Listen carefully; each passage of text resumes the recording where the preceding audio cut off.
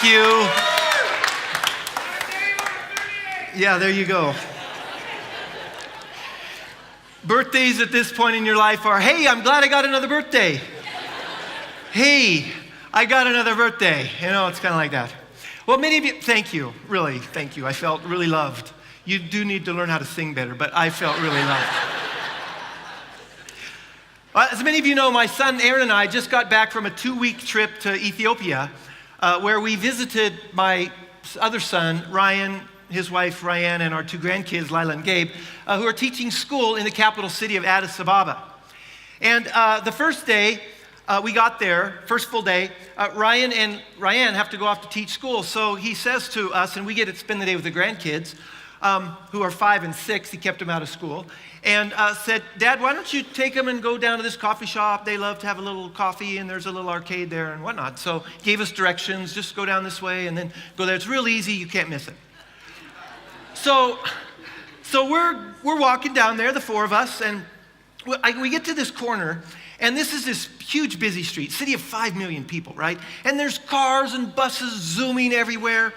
And I look this way, and I look that way, and I have no idea which way to go. And I'm disoriented, and I'm jet lagged, and I'm a little tired, a little dull. And I look around, and there is no other people of the color of my skin in sight. And I know what it feels like to be in a minority right there. And I think, come on, Dennis, I'm the dad, I'm the grandfather, I'm the man. I ought to know which way to go. And then I have this moment of great clarity. Dennis, you have no clue where you are, what you're doing, or where you're going. And it was just this moment of clarity. And we're standing there looking as bewildered as ever. And Gabe and Lila look up at Aaron and me, grown men, and say, come on, Papa, we know where to go. And they take us by the hand, and they walk us down the street, and then we go across this, play a little Frogger game with cars across the street. We go down through this busy parking lot, through this sea of ebony of people, and through this maze of buildings in here and there, and right up the steps into that coffee shop. There's a little verse in the Bible that says, and a little child will lead them. And that's what happened. And I thought about that, and Jesus said one time, people are like sheep without a shepherd. And I'll guarantee you, we felt like sheep without a shepherd right in that situation. And I'll bet you've had those situations. You might be in one right now in your life. You have no clue which way you're going. You feel lost, disoriented. You feel discouraged, you feel left out, you feel confused, you feel fearful. There's this little churning that's going on right here inside of your body, and if you let that go, it would turn into full-on panic or a meltdown. And if you don't feel that way today, I'll guarantee you there's going to be a day in the future when you do. And one of the most dominant pictures that Jesus uses to describe the relationship that he has with us is that between a shepherd and his sheep. Some of the most famous people in the Bible were shepherds. Abraham, Jacob, Moses, David. The most read, the most endearing, the most famous chapter in all the Bible is what? Psalm 23. And how does it start? The Lord is my shepherd. So the story we're going to look at today in the Jesus way is one that Jesus told about a shepherd and some sheep. It's printed in your program. Pull it out right now. I'm going to read it. It's up here on the screens as well. The one who enters by the gate is the shepherd of the sheep. The gatekeeper opens the gate for him, and the sheep listen to his voice. He calls his own sheep by name and leads them out. When he has brought out all his own, he goes ahead of them. And his sheep follow him because they know his voice. But they will never follow a stranger. In fact, they will run away from him because they do not recognize a stranger's voice. Jesus used this figure of speech, but the Pharisees did not understand what he was telling them. Therefore, Jesus said again, very truly I tell you, I'm the gate for the sheep. All who have come before me are thieves and robbers, but the sheep have not listened to them. I'm the gate. Whoever enters through me will be saved. They'll come in and go out and find pasture. The thief comes only to steal, kill, and destroy. But I have come that they may have life and have it to the full. I'm the good shepherd. The good shepherd lays down his life for the sheep. Hired hand is not the shepherd and does not own the sheep. So when he sees the wolf coming, he abandons the sheep and runs away. Then the wolf attacks the flock and scatters it. The man runs away because he's a hired hand and cares nothing for the sheep. Again, Jesus says, I'm the good shepherd. I know my sheep, and my sheep know me, just as the Father knows me, and I know the Father, and I lay down my life for the sheep. So I'm going to answer two questions from this passage today. Why do we need a shepherd, and how do I make Jesus my shepherd? So here's the number one reason we need a shepherd. Because we are so vulnerable. You know, the life of a sheep in those days was in constant peril. Sheep have no physical means of defense. No scratchy claws, no fierce teeth, no sharp horns to defend themselves. They don't even have a fierce growl. What do a sheep say on three? 1, 2, 3. Yeah, that doesn't scare me at all. And they're wrapped in what? Not this hard turtle shell, but this soft, fuzzy wool. You know, there are all kinds of wild animals roaming our planet. You know, herds of wild mustangs, packs of wild dogs, prides of cats. There are no flocks of roaming wild domestic sheep. You know, if you turn a horse or a cat loose, they'll go wild. You turn them loose, they'll go, board free, as free as the wind, and off they go. And they actually might find their way home. A cat and a horse find their way home. You turn a sheep loose, they're going to wander away. Hey, where's everybody? Who's going to bring me dinner? That's the way a sheep is. And their intelligence, I mean, how do I say this nicely? They don't score very high on the animal IQ list. They don't. They don't even know what to eat. They'll eat poisonous plants. I grew up on a farm where we raised sheep, and oftentimes we'd have to go out in the pasture and look around for these 4 things sticking up in the air. The feet of a sheep. They're laying flat on their back in this little hollow, and here's the deal. They cannot roll over. They'll just lay there. Is anybody going to come help me? The thought to why don't you roll over, never comes to their mind. They'll die there. They will. They'll die there. So my grandpa said, sheep are dumb and they like to die. That's what he said. You turn a horse loose without a rancher, the horse will go wild or come home. You turn a sheep loose without a shepherd, it's going to get lost and it's going to die. So when Jesus refers to us as sheep, it's not really a compliment. But it is a reality. And you and I and the people we love are vulnerable to so many external events that can happen in our lives. And we have a little saying, didn't see that coming, right? That car that hit you out of the blue, didn't see that coming. That phone call, that job layoff, that plunge in the stock market, that tornado, that fire that swept and took away everything that you have, didn't see that coming. That relationship breakup, that divorce, didn't see it coming. That diagnosis, that death, didn't see that coming. And here's our reality. This coming week, there's going to be people in here, something's going to happen in our lives, and we're going to go, didn't see that coming. Because we're just vulnerable, and we don't have control over some of the things in our lives, and they can change in a second.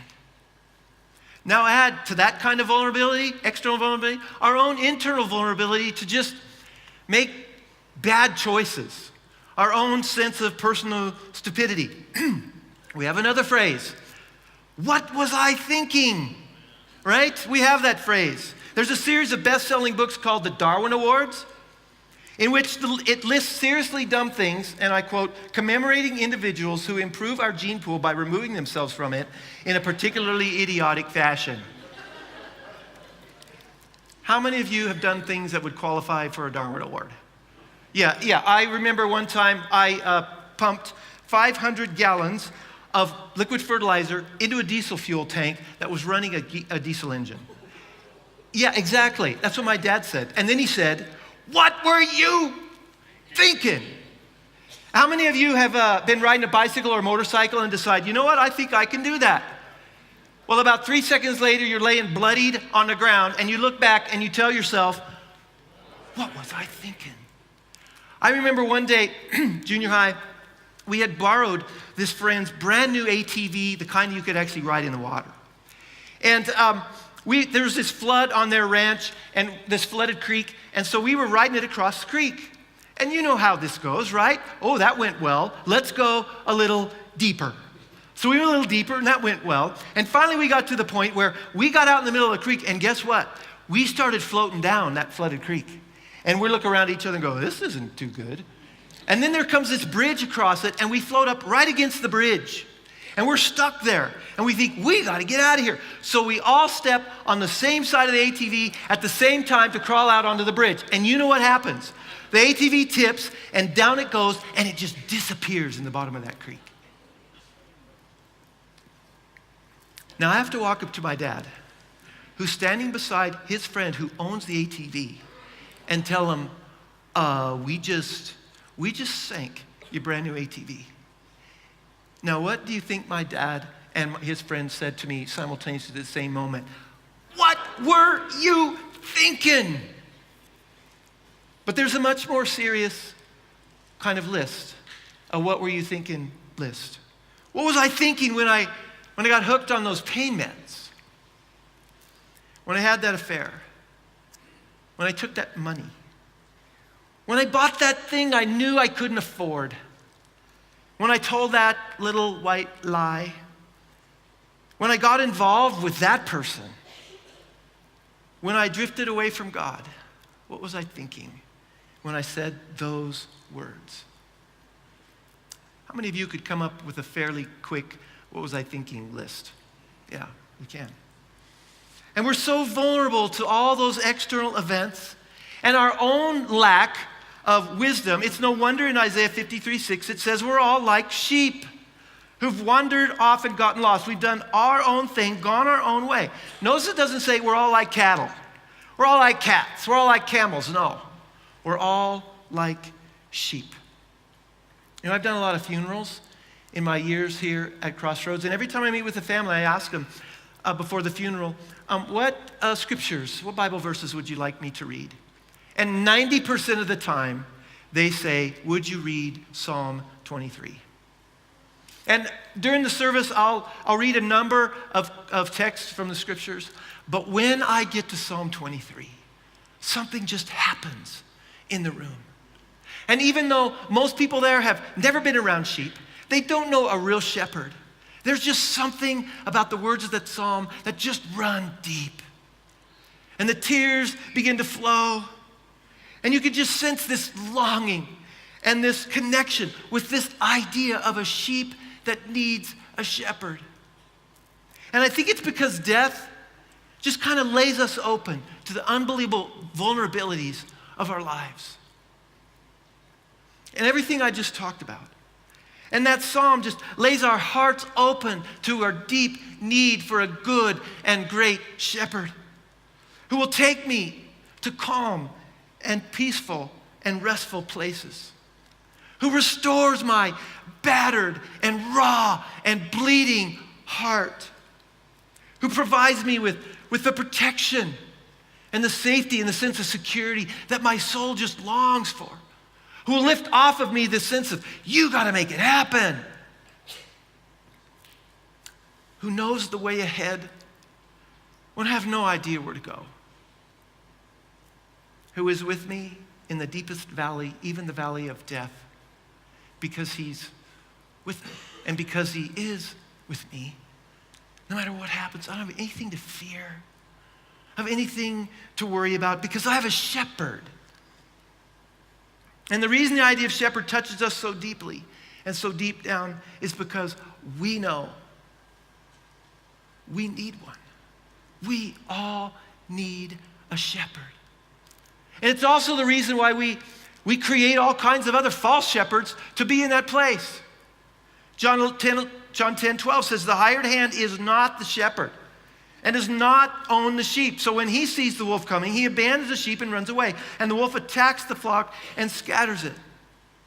Many of the things or people we look to provide safety and security and purpose and significance and guidance just cannot deliver when our lives are attacked.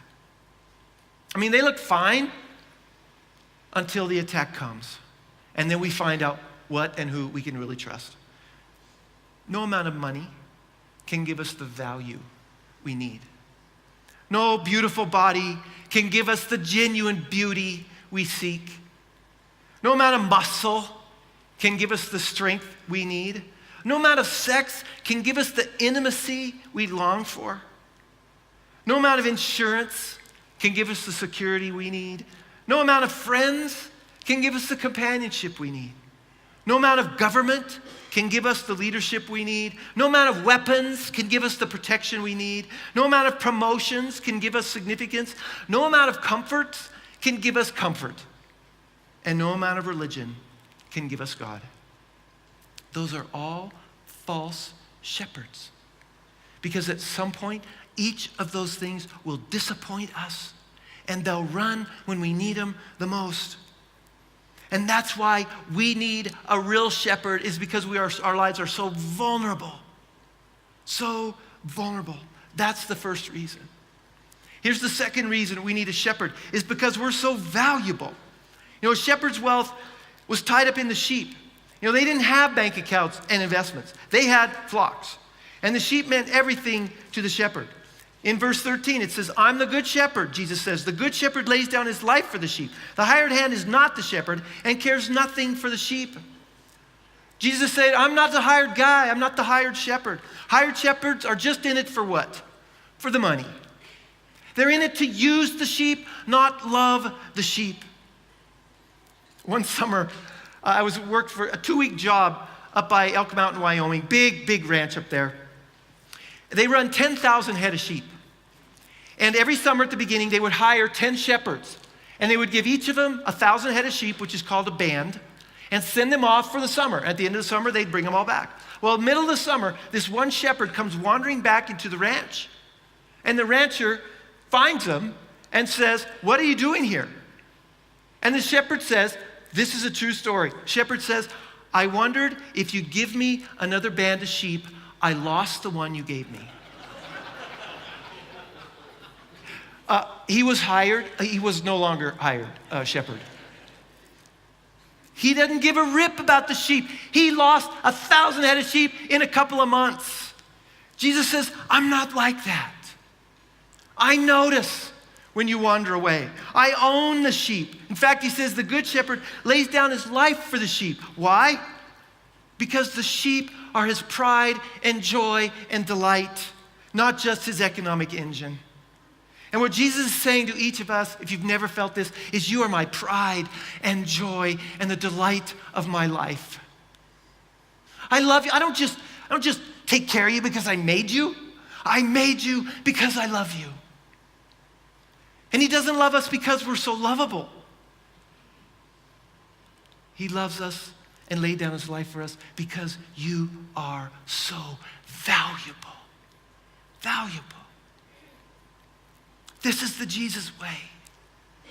And this is the central message of the Christian faith. Now, all the rest of the religions would say, you know what? If you do this and if you do that, then you can be in. In fact, if you do more of this and more of that, then you can be in and you can be loved. And Jesus says that's not the way it works. We start with I love you.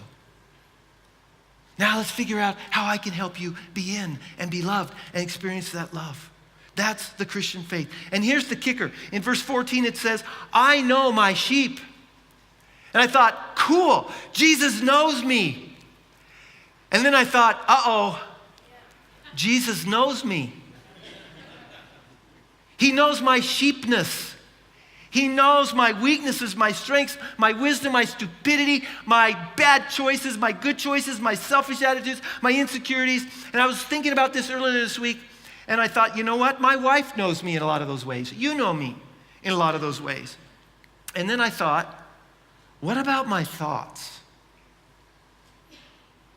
What about your thoughts? And I thought, I don't want you all to think less of me, but if you knew my thoughts, you would think less of me. You would. My wife and I were talking about this earlier this week, and I said, Barbara, I really love you and I want you to know me, but quite honestly, I am not going to tell you all my thoughts. And she looked at me and she said, good.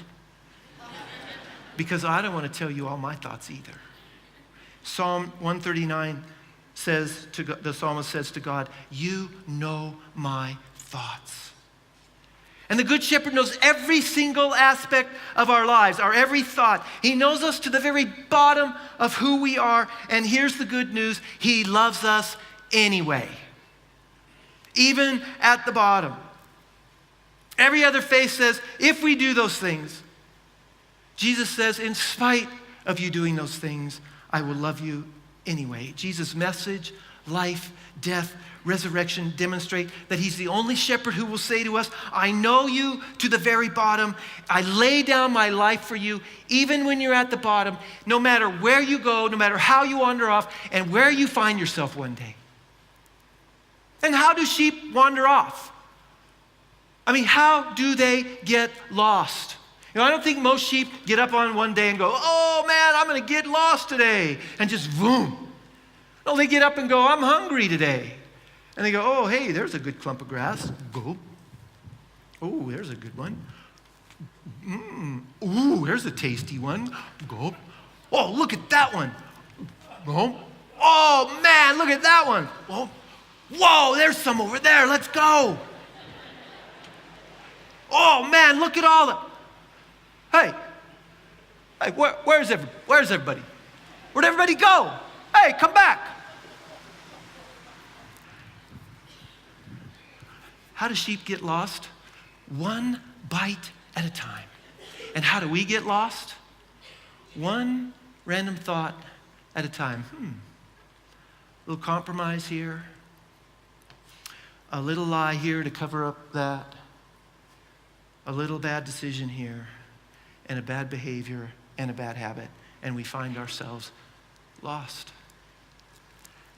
And Jesus doesn't leave us there because he loves the sheep. He comes after us. He comes after us because he knows we're sheep. He knows that. We just need to admit it and admit it to him. That's the way it works. The Good Shepherd knows who we are. He knows our thoughts. He knows our proneness to wandering. And he loves us at the bottom because we're so valuable to him, not because we're so well behaved. So we need a shepherd because, first of all, we're so vulnerable. And we need a shepherd because we're so valuable. And I want to tell you three prayers that we can pray to say, well, how do I make Jesus my shepherd then? If I want him to be my shepherd, how do I do it? And here's three prayers. The first one is this, to pray, I will follow you joyfully. There's a phrase in verse 9 that says of the sheep that the sheep will come in and go out and find pasture. And that's the Hebrew catchphrase that describes the absolute highest caliber of living for a sheep. For a sheep to be able to come in safety and security and go out with someone to lead them in their life and find food and be nourished and in a flock is the highest caliber of living for a sheep. And in verse 10, Jesus says, this is for us. I have come that you might have life and have it how? To the full. I mean, what's not to be glad about that? The Good Shepherd is absolutely committed to the highest caliber of living possible for us and is willing to die even so that we can have it. And he's going to do everything in his wisdom to stop those things that rob us of joy and provide us with every resource that creates joy in our lives. And what this means is if Jesus is our shepherd, the reason that we obey him, the reason that we follow the instructions on how to do life in this book isn't because we have to, it's because we want to. It's because we understand he is leading us into the greatest life possible. And he loves us so much and he's going to be shattered and wounded when he sees us doing stuff that destroys our lives. And if the driving force of our lives comes from knowing that Jesus is only looking out for our good and is absolutely committed to our joy, it changes how we follow him. We don't obey these instructions on how to do life because we have to. We do it because we understand he knows where the joy is. He knows where the good pastures are, where the clean water is, where the rest is, and that's where he's leading me, into that kind of life. Ultimate joy. So can you pray this prayer today? Jesus, I will follow you joyfully. Here's prayer number 2. I will follow you when it's hard. Remember that what was I thinking list a little bit ago? Often we make bad decisions because we think we know better. We think we don't need a shepherd. In Luke 15, Jesus tells a story where one sheep out of 100 wanders off and gets lost. And Jesus leaves the shepherd in that story, leaves the 99 and goes after the one until he finds it. And then he joyfully carries it back, calls all of his neighbors together, and they throw a party. He serves roast lamb. No, he didn't do that. I would, but I'm not the good shepherd. That's what happened. Let me tell you what really happened in that story. The 99 smart sheep, they stay with the shepherd. Right? This one sheep who thinks it knows better just nibbles himself into problems. And the shepherd goes after the sheep. And it says when he finds him, he joyfully puts him on his shoulders and carries him back and throws the party. That's the perspective of the shepherd. Now let me tell you what happens to the sheep.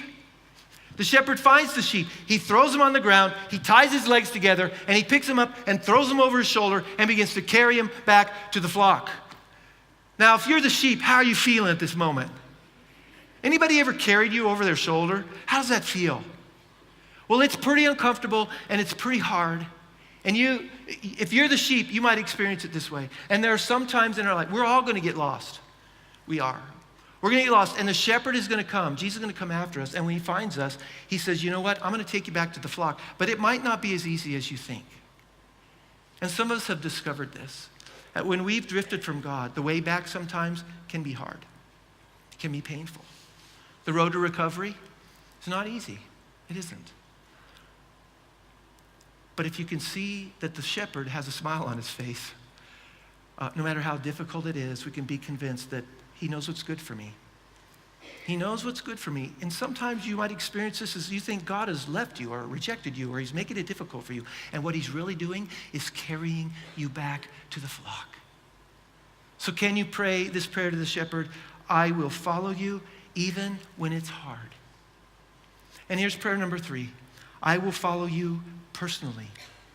Psalm 23, first line, we've already said it. The Lord is what? My shepherd. Not their shepherd, not a shepherd, not the shepherd. The Lord is my shepherd. In verse 4 of John 10, it says, his sheep follow him because they know his voice. The towns in Israel, the rural towns, they would often build this rock, stone-walled, round sheep pen outside of their little town. And in the evening, all the shepherds would bring their flocks and they'd put them in this community sheep pen. And a shepherd would often guard that spot overnight. Keep the predators out, all of that. Well, in the morning, the sheep would be all mixed up, and the shepherd would come to the gate and call, hey, sheep, or whistle. Didn't know. And all the sheep in his flock would recognize him and follow him. But in verse 3, it adds this detail. He calls his own sheep by name. And in the research that I did, this is an unprecedented move. No shepherd names every sheep except this one. This one knows the name of every single sheep. So he would come to the edge of that big sheep pen and he'd begin to call the names of the sheep. I don't know what he named them. Now Dancer, now Prancer, now I don't know. But he called them by name. You're not a number to Jesus. You're not a cell phone. You're not a Facebook profile. You're not a portfolio. You're not a social security number. You have a name because you have an identity. And he knows that.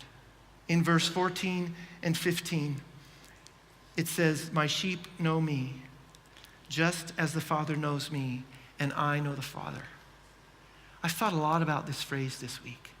Jesus wants to be as up close and personal and connected to you and me as he is with God the Father. Blows my mind. Blows my mind because I think, well, what kind of relationship does Jesus have with God the Father? Close, intimate, personal, connected? Jesus goes, I want to be that way with you. I want to be that way with you. a week ago, we celebrated the first birthday of our youngest grandchild. His name's Kyle, Laven Slida. And my daughter-in-law, mother of Kyle, wrote a blog about reflecting on her experience of giving birth to Kyle just 1 year ago. And I'm going to read this to you. Emily writes, I vividly remember the moment he slipped out of me and was placed on my chest. We locked eyes for the first time. Him seeing the one who would always try to protect him, me seeing the baby who would steal my heart. Nothing felt more meant to be. A boy, of course he was a boy. There are no words to describe the elation and profound relief to have grown a human being in your body and then suddenly bring that human being earthside and meet him for the very first time. And I tried to picture this. You moms know this moment. I'll never know this moment. You give birth through a great deal of pain to that baby, and then they put that baby right here. And you lock eyes with that baby for the very first time. And you're the mom, and you know this baby. You carried this baby. You helped create this baby, this person who now has a name, and you're this close. Jesus says, I'm going to be this close with you. I am this close to you. Do you experience Jesus that close? Do you? I want you to just take a moment. Just close your eyes for a second. Just indulge me. Just close your eyes. I just going to review these three prayers and just ask you, which of those prayers do you most need to pray? Maybe it's this one. Jesus, I have never really met you this close. I've never really locked eyes with you. You seem more like a distant relative to me. Or maybe you've drifted. You haven't been close to him in a long time. Or maybe you're here today and you wonder, would Jesus even look at me? Stuff I've done, would he even have me? So maybe the prayer you need to pray right now is, Jesus, I want to follow you personally. I want to lock eyes with you. Or maybe the prayer you need to pray is, Jesus, life's hard for me right now. I've wandered away and it's hard. It's hard. This healing process, this recovery process, this coming back is hard. And maybe the prayer you need to pray today is, Jesus, I will follow you even though it's hard. Or maybe the prayer you need to pray is Jesus, I need to follow you joyfully. I've been kind of plodding along, honestly. Kind of duty, this Christian life, and I want to be reintroduced to the joy of what it means to follow the Good Shepherd. So which of those prayers do you need to pray today? Which of those prayers is your heart just crying out to say? Well, I'm going to invite you to open your eyes, and I want you to stand. We're going to sing this closing prayer. Just continue to pray into this song, whatever prayer you need to pray.